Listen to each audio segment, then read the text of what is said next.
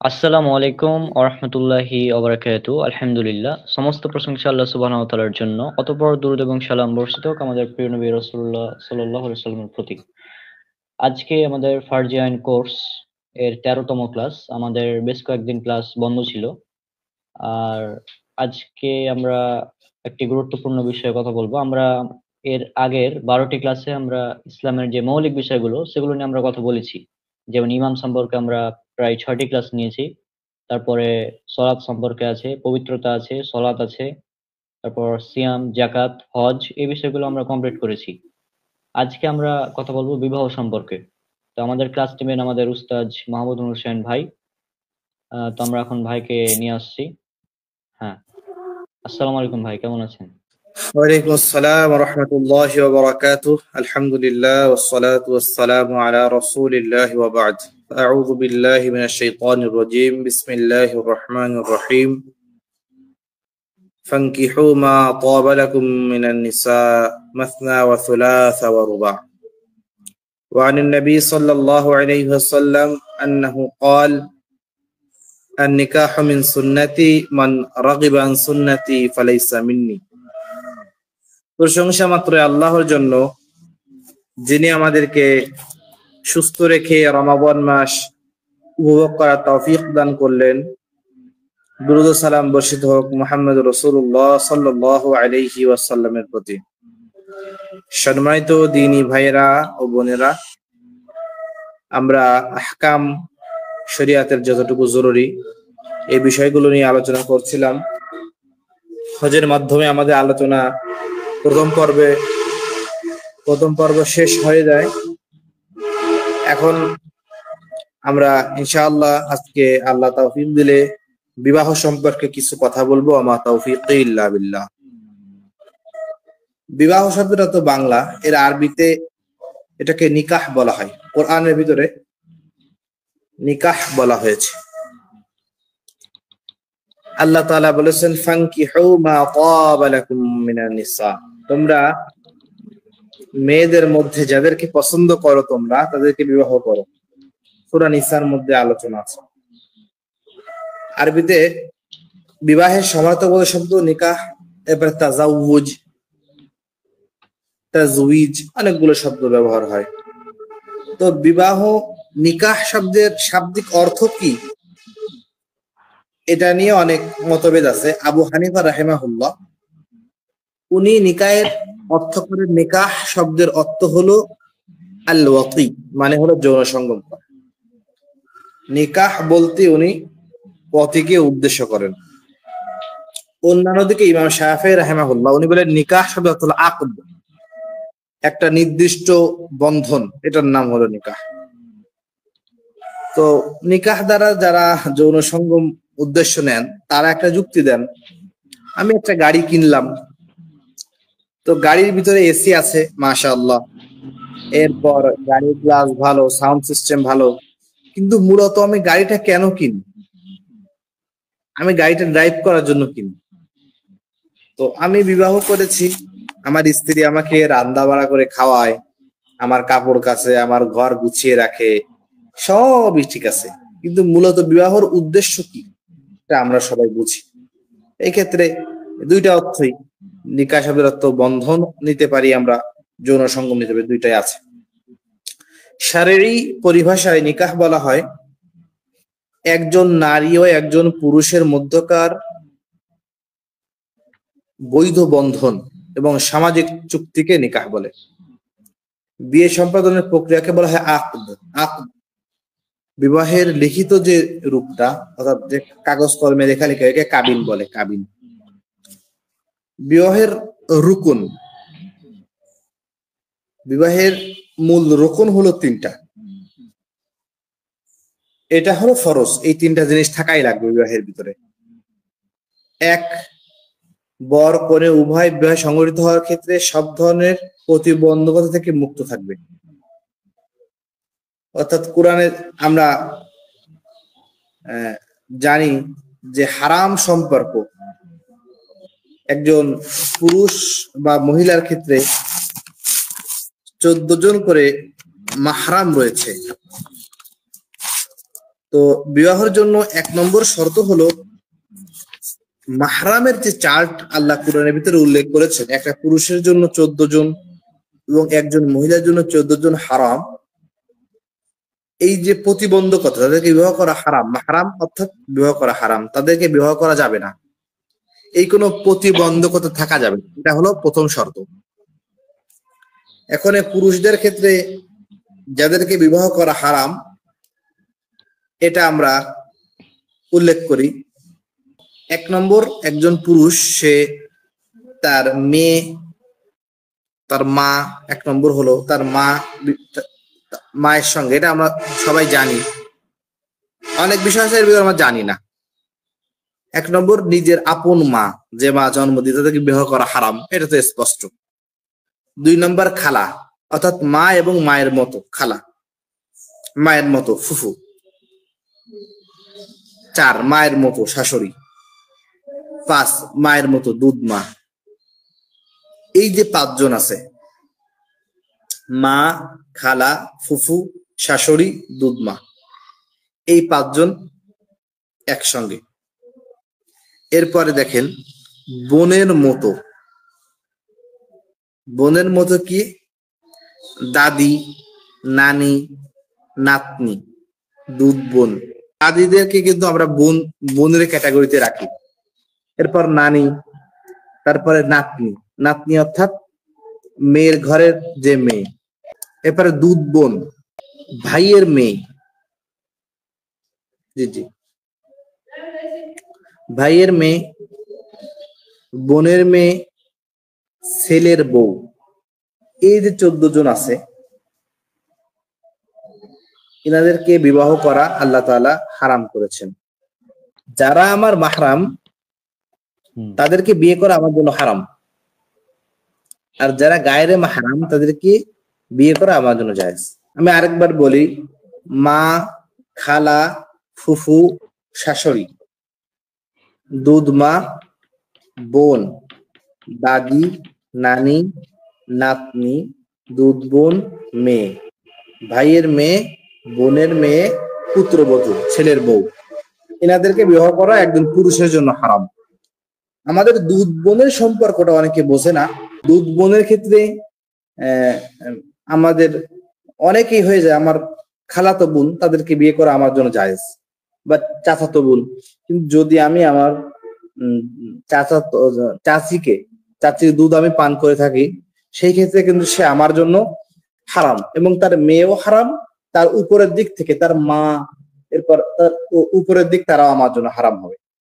এই জন্য দুধ মা, দুধ বোন, এই সম্পর্কটাও আপন সম্পর্কের মতো, শুধু তারা মেরাজ বা ধন সম্পদের মালিক হয় না, বাকি সবগুলো সম্পর্ক তারা যাদের ভিতরে থাকে। এরপর আরেকটা দেখেন প্রতিবন্ধকতা বিয়ের ক্ষেত্রে, ওয়ালির অনুমতি না নিয়ে বিবাহ করা। আমাদের বাংলাদেশে অভিভাবকের অনুমতি ছাড়া বিবাহ, এটা অহরহ ভাবে হচ্ছে, কিন্তু এটা হাদিসের ভিতরে রাসূলুল্লাহ সাল্লাল্লাহু আলাইহি ওয়াসাল্লাম স্পষ্ট ভাবে নিষেধ করেছেন। মেয়েদের ক্ষেত্রে মাহরামের চার্ট মোট 14 জন।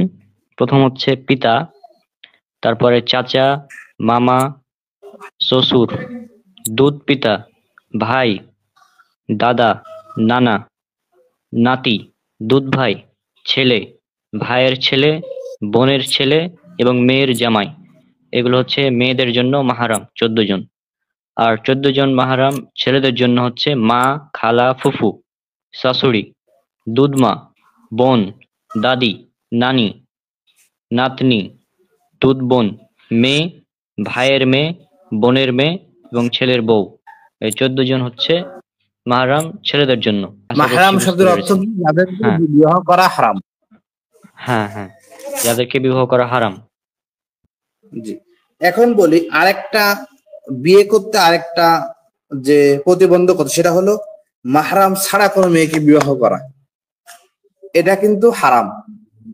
আমাদের অহরহর ভাবে এটা হয়ে যাচ্ছে, মানুষ অভিভাবকের অনুমতি ছাড়া, বিশেষ করে মেয়েদের ক্ষেত্রে অভিভাবকের অনুমতি নেওয়া জরুরি। আল্লাহ নবী সাল্লাল্লাহু আলাইহি ওয়াসাল্লাম বলেছেন, যদি কোনো মেয়ে তার অভিভাবকের অনুমতি ছাড়া বিবাহ করে, তাদের বিবাহ বাতিল বাতিল বাতিল। 3 বার আল্লাহ নবী সাল্লাল্লাহু আলাইহি ওয়াসাল্লাম বলেছেন। 2 নাম্বার হলো ইজাব, অর্থাৎ প্রস্তাব দেওয়া। প্রস্তাব দেওয়া এটা হলো বিবাহের একটা রকম। এবং 3 নাম্বার হলো কবুল করা, প্রস্তাবকে গ্রহণ করা। এই 3টা শর্ত থাকলে অর্থাৎ বিবাহের ক্ষেত্রে কোনো প্রতিবন্ধকতা থাকবে না। 2 নাম্বার ইজাব থাকবে, অর্থাৎ প্রস্তাব থাকবে। 3 নাম্বার হলো কবুল থাকবে। এই 3টা হলো বিবাহের মূল আরকান। এবং আরো কিছু শর্ত বিবাহের ক্ষেত্রে থাকে, সেটা হলো এক, বর করে উভয়কে সুনির্দিষ্ট হতে হবে, যে আমি একজনকে অর্ডার দিয়ে আরেকজনকে নিয়ে নিলাম, এরকম যাতে না হয়। নির্দিষ্ট যে এই মেয়ে এই ছেলে, এটা নির্দিষ্ট থাকবে। 2 নাম্বার, তারা একে অপরের প্রতি সন্তুষ্ট থাকবে। বাধ্য করে, যদি মহিলা প্রাপ্তবয়স্ক অ্যাডাল্ট হয় সেক্ষেত্রে তাকে বাধ্য করে বিবাহ দেওয়া যাবে না। যদি তাকে বাধ্য করে বিবাহ দেওয়া হয়, পরবর্তীতে বিবাহকে সে খোলা করে নিতে পারবে। এরপর বিয়ের আকদের সময় সাক্ষী উপস্থিত থাকা। বিয়ের আকদের ক্ষেত্রে তার সাক্ষী থাকা লাগবে। এরপর বিবাহের বিধান সম্পর্কে অনেক ইমামদের অনেক মত রয়েছে। বিবাহ করা ফরজ না সুন্নাত না ওয়াজিব, অনেক ধরনের মত রয়েছে। সেই ক্ষেত্রে জি জি হাদিসটা আমি আপনাদেরকে আম্মা জান আয়েশা রাদিয়াল্লাহু আনহা হাদিসটা উল্লেখ করেছেন।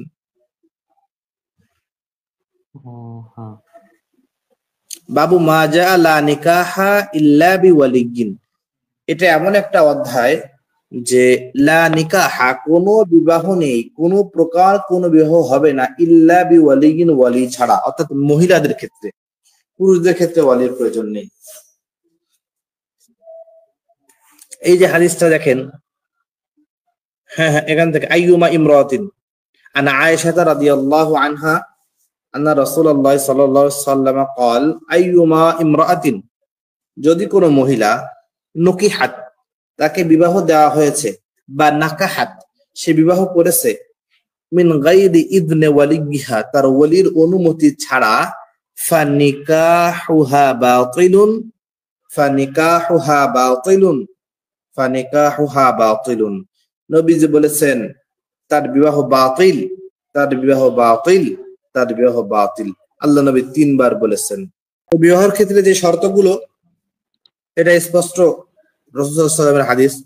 এরপর শর্ত 1 নম্বর হলো বর এবং কনেকে নির্দিষ্ট হওয়া লাগবে। 2 নম্বর হলো একে অপরের প্রতি সন্তুষ্ট হওয়া লাগবে।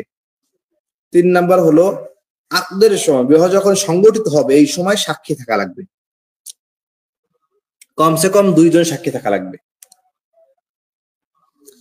বিবাহের বিধান কি, বিবাহের হুকুম কি, যেমন সালাত, ফরজ সালাত করা ফরজ, এরপরে ওয়াজিব, এরকম স্টেপ আছে। সেই ক্ষেত্রে বিবাহের হুকুমটা কি, এই বিষয়ে অনেক ইমামদের যে মতভেদ আছে, আমি আপনাদেরকে বলি যে বিবাহটা মূলত এক একজনের ক্ষেত্রে এক এক ওষুধ। ডাক্তার সাহেব 2 জনের জ্বর হলে 2 রোগীকে একই ওষুধ দেয় না, রোগী হিসাবে ওষুধের ভিন্নতা হয়, রোগ একই হওয়ার পরেও। তো আমাদের বিবাহের ক্ষেত্রে সাধারণভাবে আমি বলছি কার জন্য কি হুকুম। 1 নাম্বার হলো যে ব্যক্তির যৌন চাহিদা রয়েছে, অর্থাৎ তার যৌন চাহিদা তার মধ্যে রয়েছে, কিন্তু তার তাকওয়া দ্বারা, তার আল্লাহ ভীততার জন্য সে জিনায় জড়ায় যাওয়ার তার কোনো সম্ভাবনা নেই, সেই ক্ষেত্রে তার জন্য বিবাহ করা সুন্নাত। তারা জিনায় লিপ্ত হওয়ার আশঙ্কা রয়েছে, তাদের জন্য বিবাহ করা ওয়াজিব। অর্থাৎ আশঙ্কা, অর্থাৎ সে মনে মনে ভাবছে, অর্থাৎ অ্যাবিলিটি কিন্তু সবাই থাকা লাগবে, অ্যাবিলিটি ছাড়া তো বিবাহ করতে পারবে না। স্ত্রীর হক, খাবার, ভরণ পোষণ, এগুলো তো দেওয়াই লাগবে। কিন্তু এই ক্ষেত্রে আপনি দেখছেন যে আমার অ্যাবিলিটি আছে, আবার আমার মনে মনে ভয় আছে যে আমি জিনা করে ফেলবো। এই যে ভয়টা, এই আকাঙ্ক্ষা, এই আকাঙ্ক্ষা, এই আশঙ্কা থাকার জন্য তার জন্য বিয়ে করা ওয়াজিব হয়ে যায়। 3 নাম্বার ফরজ হয়ে যায় বিবাহ করা অনেক সময়, যার দৃঢ় বিশ্বাস আছে এবং অনাবরত গুনহার ভিতরে সে লিপ্ত, আবার তার এবিলিটিও আছে, সেই ক্ষেত্রে তার জন্য বিবাহ করা ফরজ হয়ে যায়। কারণ সে বিবাহ না করে তার উপায় নেই, সে অনাবরত গুনাহের সাথে লিপ্ত হচ্ছে। বিবাহ করা ওয়াজিব কার জন্য বললাম, সেটা হলো যার আশঙ্কা বা আকাঙ্ক্ষা রয়েছে সে বিবাহ না করলে হয়তো বা সে জিনার সাথে লিপ্ত হয়ে যাবে, তার জন্য বিবাহ করাকে ওয়াজিব বলা হয়। সর্বশেষ ফরজ বলা হয় কার জন্য, যার দৃঢ় বিশ্বাস রয়েছে যে বিবাহ যদি সে না করে সে গুনাহ করে ফেলবেই, এটা তার দৃঢ় বিশ্বাস, সেক্ষেত্রে তার জন্য বিবাহ করা ফরজ। তাহলে আমরা 3টা জিনিস বুঝলাম, পজিটিভ থিঙ্কের 3টা জিনিস, কারোর জন্য সুন্নাত, কারোর জন্য ওয়াজিব, কারোর জন্য ফরজ।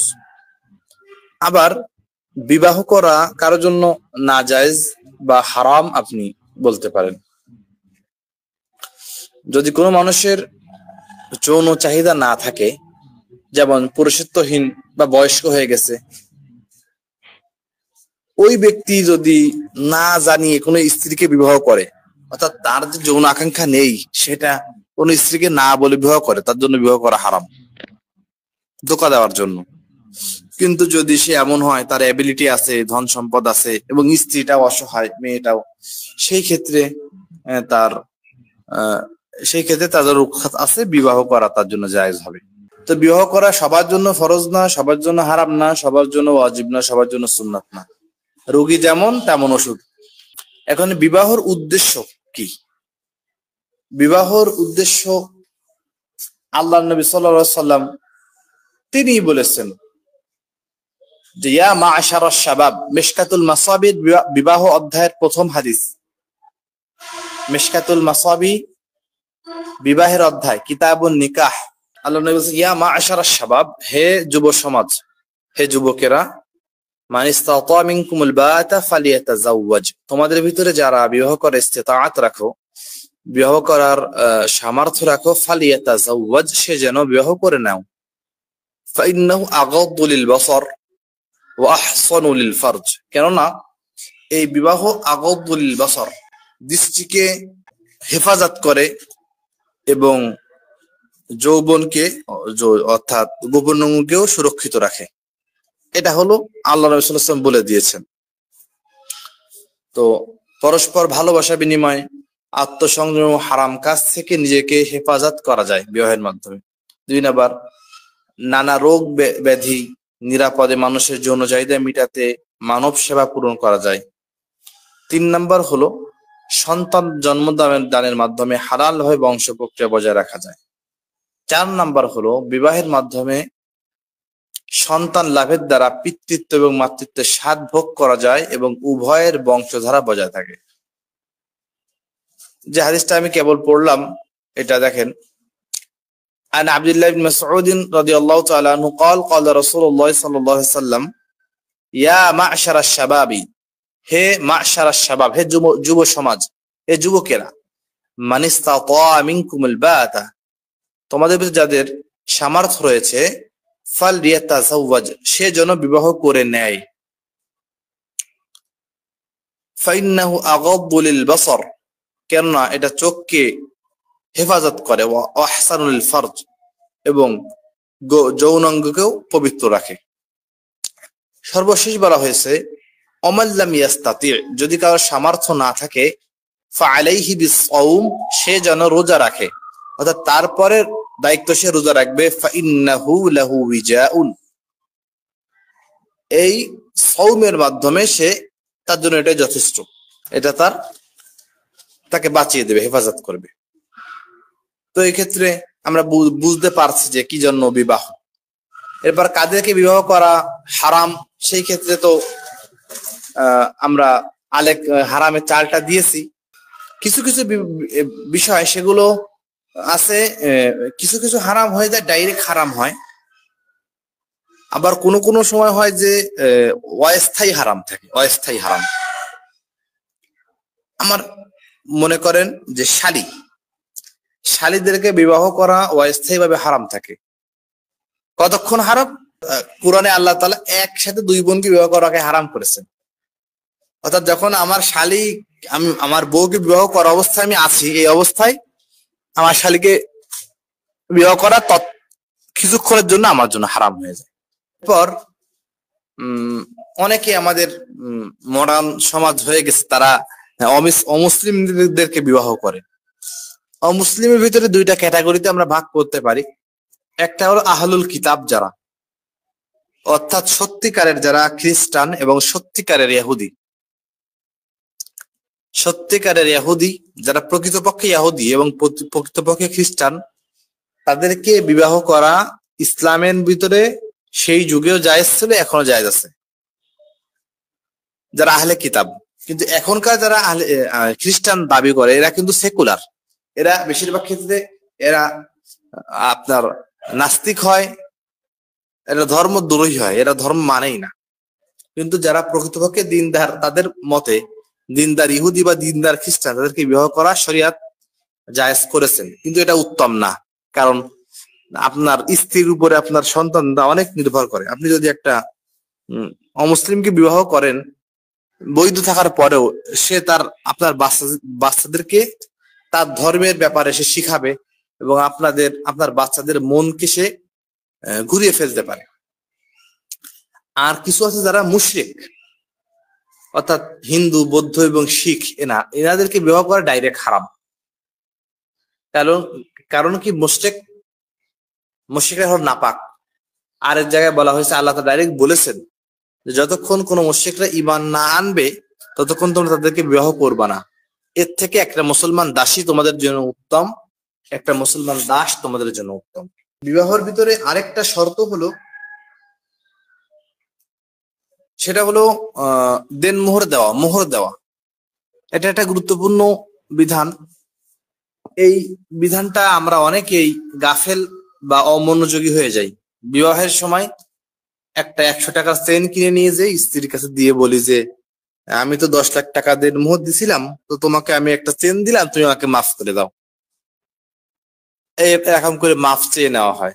এটা একটা কাপুরুষী মনোভাব এবং এটা একটা শরীয়তের সাথে ধোঁকা। আপনার যদি অ্যাবিলিটি থাকে যে আপনাকে একটা চেন দেওয়ার টাকা আছে, তো আপনাকে প্রথম নসিহত আমি করবো যে আপনি বিবাহ করেন না। আর যদি বিবাহ কম মোহরে করেন এটা ভালো, কিন্তু আপনার আহলিয়া বা স্ত্রীকে রাজি হওয়া লাগবে। আপনার মোহর আপনি যেটা দিতে চাবেন, দুইজনের ভিতরে সমঝোতা হয়ে মোহর নির্ধারণ হবে। তো যেখানে মোহর নির্ধারণ হয়ে যাবে, এরপরে আমরা এই বোধ থেকে কমাতে বাড়াতে পারবো না। আপনার ওই স্ত্রীকে যদি এখন আপনি চেন দিয়ে, তারও তো যৌন চাহিদা আছে, সে রাজি হয়ে গেল, কিন্তু পরবর্তী যখন ডিভোর্স হয়ে যাবে সঙ্গে সঙ্গে বলবে 10 লাখ টাকা ফেলাও। তো এই জন্য আমরা চেষ্টা করব বিবাহের ক্ষেত্রে মোহরটাকে কম করা। আল্লাহ বলেছেন যে সব থেকে বরকতময় বিবাহ হলো সেটা যার ভিতরে দেনমোহর কম থাকে। দেনমোহর অনেক বিধান রয়েছে, সাহাবীদের ভিতরে অনেক কমও ছিল, বেশিও ছিল। অনেকে আবার মোহরে ফাতেমি এটাকে খোঁজেন। মোহরে ফাতেমি, আল্লাহ নবী সাল্লাল্লাহু আলাইহি ওয়াসাল্লাম মোহরে ফাতেমি এর অনেক ব্যাপক আলোচনা আছে। মোহরে ফাতেমির অ্যামাউন্ট এখনকার সময় 154 ভরি রূপার সমতুল্য মোহরে ফাতেমি। এটা অনেক বেশি না, কিন্তু আল্লাহ নবী সাল্লাল্লাহু আলাইহি ওয়াসাল্লাম তার স্ত্রীদেরকে অনেক স্ত্রীকে এর বেশিও দিয়েছেন। আবার তো হানাফি মাযহাব অনুযায়ী একটা নির্ধারণ করা রয়েছে যে মোহর কমসে কম 10 দিরহাম হওয়া লাগবে। এখন বাংলাদেশে মনে করেন আপনার কতটুকু হবে, 2-3 ভরির মতো রূপা, কিন্তু হাদিসে দেখা যায় যে আল্লাহ নবী সাল্লাল্লাহু আলাইহি ওয়াসাল্লাম আরো কমে মানুষকে বিবাহ দিয়েছেন। সেই ক্ষেত্রে বিবাহের জন্য নির্দিষ্ট কোনো মোহরকে নির্ধারণ করা হয়নি শরীয়তে। আপনার যতটুকু অ্যাবিলিটি আছে আপনি তেমন বিবাহ আপনি করতে পারেন, মোহর ধারণ করতে পারেন। যাই হোক, এরপরে ওয়ালির ব্যাপার তো বললাম, অভিভাবকের অনুমতি ছাড়া কোনো স্ত্রীদের বিবাহ হবে না। বিবাহের ক্ষেত্রে আরেকটা জিনিস, সেটা হলো যে কুফু। সূরা ইখলাসের ভিতরে আছে না ওয়ালাম ইয়াকুল্লাহু কুফুয়ান আহাদ, আল্লাহ তাআলার কোনো কুফু নেই। কুফু শব্দটা হলো সমকক্ষ। তো এটা মিলানো দরকার, না হলে কি হয় শরীয়তের ক্ষেত্রে এটাকে আমি ফরজ ওয়াজিব এমন বলা যায় না, কিন্তু এটা কুফু না মিলালে কয়দিন পরে হয়ে যায় ডিভোর্স। কারণ আপনি একটা কোটিপতির মেয়ে বিবাহ করলেন, আপনার ইনকাম 20,000, সে মেয়ের খরচ মাসে 50,000। তো যদি থাকতে পারে তো আলহামদুলিল্লাহ, কিন্তু যদি আপনি রাখতে না পারেন তাকে, সেক্ষেত্রে তালাক তো হয়েই যাবে। এই জন্য উচিত হলো আমি যে ছেলে আমার থেকে আমার সমবংশের হবে, নাহলে একটুখানি নিচে হবে, নাহলে একটুখানি উপরে হবে, এটাকে কুফু বলে। আমি কিতাবের সংজ্ঞা দিচ্ছি। কুফু হলো বিবাহের ক্ষেত্রে বর এবং কনের মধ্যকার এক বিশেষ ধরনের সমঝোতা। দিনদারির ক্ষেত্রে দেখতে হবে সমকক্ষ কিনা, এটাও একটা কুফু। এরপর বংশ, সৌন্দর্য। তো সর্বজন গৃহীত কথা হলো কুফু শুধু পুরুষের দিক থেকে বিবেচ্য হবে, নারীর দিক থেকে হবে না। অর্থাৎ পুরুষের তুলনায় নারীর যতই পিছিয়ে থাকুক না কেন, তাতে কুফুর কোনো বিধান লঙ্ঘন হবে না। অর্থাৎ পুরুষকে নারীর অ্যাবিলিটি সমান হওয়া লাগবে। নারী যদি ছোট বংশের হয় তাতে কোনো সমস্যা নেই, কারণ নারী তো ইনকাম করে পুরুষকে খাওয়ানোর কথা ইসলামে নাই। এই যে কিছু বিধান রয়েছে বিবাহর, এটাই মূলত ফরজ বিধান, এতটুকুই। এর ভিতরে কিছু আছে আবার তালাকের বিধান, এটা নিয়ে আলোচনা করতে গেলে তালাকের সঙ্গে আবার আরেকটা বিষয় বিধান চলে আসে, সেটা হলো উত্তরাধিকার, অর্থাৎ বংশের যে ভাগ, জমি জায়গার ভাগ। এটা কিছু আমাদের জানা প্রয়োজন। না জানার কারণে আমাদের আর কেন আল্লাহ তাআলা এই বিধানগুলো করলো, এটা নিয়ে আল্লাহ তৌফিক দিলে আমরা কালকে ইনশাআল্লাহ আলোচনা করবো। এই হলো একটা বিষয়। আমরা বিবাহ নিয়ে যতটুকু কথা বললাম এতটুকুই একজন মানুষের জানার জন্য জরুরি বিবাহ করার আগে। আর একটা সর্বশেষ একটা হাদিস আমি বলি, ওই কিতাবুল মিশকাতের ভিতরে হাদিসটা আছে, এই আপনি বিবাহের অধ্যায়ের ভিতরে আল্লাহ নবী সাল্লাল্লাহু আলাইহি সাল্লাম বলেছেন যে মেয়েদেরকে বিবাহ করা হয় 4টা জিনিস দেখে। তুনকাহুল মারআতু লি 40, মেয়েদেরকে বিবাহ করা হয় 4টা জিনিস দেখে। এটা সুন্নাত না, এটা হলো আরবদের রীতি, আর বাংলাদেশে ও সব দেশেই এটা করে মানুষ। 4টা জিনিস দেখে বিবাহ করে, এটা সুন্নাত বলা হয়নি। লি মালিহা, তার সম্পদ দেখে বিবাহ করে মানুষ। ওয়ালি হাসাবিহা, বংশ দেখে। ওয়ালি জামালিহা, তার সৌন্দর্য দেখে। ওয়ালি দীনিহা, তার দিনদারিতাও দেখে। এই যে আলহামদুলিল্লাহ হাদিসটা বের হয়ে গেছে। عن أبي هريرة رضي الله عنه قال قال رسول الله صلى الله عليه وسلم تنكح المرأة ل40 لمالها ولحسبها ولجمالها ولدينها। 4টা জিনিস। লিমালিহা, তার সম্পদ দেখে তাকে বিবাহ করা হয়, বড় বংশের মেয়ে বিবাহ করো। ওয়ালি হাসাবিহা, তার বংশ দেখা হয়, হাসাব বংশ। ওয়ালি জামালিহা, তার সৌন্দর্য দেখা হয়। ওয়ালি দীনিহা, তার ধার্মিকতা, দিনদারিতা দেখানো হয়। আল্লাহ নবী বলেন ফাযফার বিযাতিদ দ্বীন, আমার উম্মত তোমরা সবগুলো দেখবা কিন্তু ফাযফার বিযাতিদ দ্বীন, তোমরা দ্বীনের জিনিসটা, দিনদারিতাকে গুরুত্ব বেশি দিবা। তারিবাত ইয়াদাক, না হলে তোমার হাত ধ্বংস হয়ে যাবে, ধুলো মলিন হয়ে যাবে, তুমি ধ্বংস হয়ে যাবে। আমার স্ত্রী যদি সুন্দরী হয়, দিনদার না হয়, ভালো বংশের হয়, দিনদারি না হয়, সম্পদশালী হয়, দিনদারি না হয়, আল্লাহ নবী বলেছেন তুমি ধ্বংস হয়ে যাবে। আমরা এখন অনেকেই বুঝতে পারছি এই অবস্থাটা। আমরা মনে করি যে একটা বদ্দিন মেয়েকে বিবাহ করে তাদেরকে হেদায়েত দিয়ে নসিহত করে আমি আল্লাহওয়ালা বানাবো। এটা হলো একটা বেকা গাছ আপনি সোজা করার মতো, এটা সম্ভব হয় না। ইল্লা মাশাআল্লাহ 1-2 বার এটা হয় কিছু কিছু মানুষের ক্ষেত্রে, কিন্তু অধিকাংশ ক্ষেত্রে যারা বদ্দিন মেয়ে ওদেরকে সংশোধন, বিবাহ করে ওদের সংশোধন করতে চান, সংশোধন হয় না। এই জন্য আমরা এই 4টা জিনিস দেখবো, কিন্তু মূলত হলো দিনদারিতা দেখে বিবাহ করব। আল্লাহ তাআলা আমাদেরকে তৌফিক দান করুন। ভাই জি হ্যাঁ, এখানে একটা ব্যাপার আছে। হ্যাঁ, যে আমি একটা খারাপ মেয়েকে, মানে বদ্দিন মেয়েকে দেখে বিয়ে করবো, ওর বাপ, ও মেয়ের বাবা ওকে 20 বছর ধরে মানুষ করে ওকে ভালো করতে পারেনি, আর তুমি 20 বছর পর বিয়ে করে মানে খুব একদম মানে হেদায়েত দিয়ে দেবে, এটা কোনো কথা হলো? এটা হাস্যকর। জি জি। আর বাপ মা 20 বছর 15 বছর 20 বছর ধরে এই করতে পারেনি, আর ও নাকি বিয়ে করার পর দিনদার বানিয়ে নিবে। মানে এর চাইতে হাস্যকর কি হতে পারে? হ্যাঁ। তো যাই হোক, আমাদের সমাজে অনেকে মানে এরকম আছে যে একটা মেয়ে যেরকমই হয়, আগে বিয়ে করব, তারপর ভালো ধার্মিক বানিয়ে নেব। হ্যাঁ, কারণ এখনকার ইসলাম তো ফোর্থ সাবজেক্ট, মানে ইসলামকে গুরুত্ব দেওয়া হয় না। আর বিয়ের ক্ষেত্রে যত ধরনের কুসংস্কার আছে, এগুলো নিয়ে কথা বলতে গেলে তো অনেক। হ্যাঁ, ডিজে ছাড়া তো বিয়ে হবে না এখন বর্তমানে। তো এগুলো বলছি না আমি, আমার একটা সিরিজ আছে, বিবাহ সিরিজ, এখানে বিস্তারিত ভাবে সব আলোচনা করা আছে প্রায়। হ্যাঁ, তো আজকে আপনারা এই আলোচনাটা দেখবেন, পাশাপাশি আমাদের বিবাহ সম্পর্কে আলোচনা হলো, পরবর্তীতে হয়তো তালাক বা অন্যান্য মাসালা সম্পর্কে আমরা, যেগুলো ফরজ না জানলে নয়, সেগুলো নিয়ে আলোচনা করা হবে ইনশাল্লাহ। আর এই সিরিজ আপনারা দেখতে থাকুন। পাশাপাশি আমাদের এই ফারজাইন কোর্সের যে সিরিজ 12টা ক্লাস আপলোড হয়ে গেছে আমাদের ইউটিউব চ্যানেল সালাফিদা প্ল্যাটফর্মে। হ্যাঁ, আমাদের ইউটিউব চ্যানেল সালাফিদা প্ল্যাটফর্মে এগুলো আপলোড করা আছে অলরেডি। আর আমাদের ফারজাইন কোর্সে যে ফরজ বিষয়গুলো নিয়ে কথা বলা হচ্ছে, এটা হচ্ছে শুধুমাত্র যে বিষয়গুলো মানুষের না জানলেই নয়, অর্থাৎ ফরজ বিধান। যেমন ইসলামের মূল ভিত্তি 5টি, আমরা আলোচনা করেছি: সলাত, সিয়াম, যাকাত, হজ এবং কালিমা প্রথমে। তো এগুলো নিয়ে আমরা অলরেডি কথা বলেছি, এবং এর এর জন্য আমরা 12টা ক্লাস আমাদের রয়েছে ইউটিউবে। তো এই 12টা ক্লাস আপনারা দেখবেন। এরপর আজকে আমাদের বিবাহ নিয়ে ক্লাসটা হলো, এটা আপনারা দেখবেন। আশা করছি আপনারা অনেক উপকৃত হবেন। আর আমরা চেষ্টা করব এই সিরিজের পর একটা বই বের করার, মানে এই সিরিজের ফারজাইন কোর্সের একটি বই আমরা বের করার চেষ্টা করব। সেখানে আমরা সব আলোচনার গুলো সাথে আরো কিছু এক্সট্রা অ্যাড করে, রেফারেন্স গুলো আমরা অ্যাড করে দেবো ইনশাল্লাহ।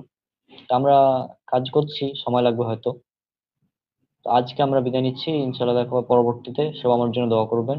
আর আমার যে বিবাহ সিরিজ রয়েছে, সেটা আজকে আমি চেষ্টা করবো আজ থেকে আপলোড করার। 15টা ভিডিও আছে, সেগুলো আমরা আজ থেকে আপলোড করার চেষ্টা করবো। আর 15টা ভিডিও না দেখলেও আমার একটা ফুল ভিডিও আছে বিবাহ সিরিজের, 1 ঘন্টা 15 মিনিটের।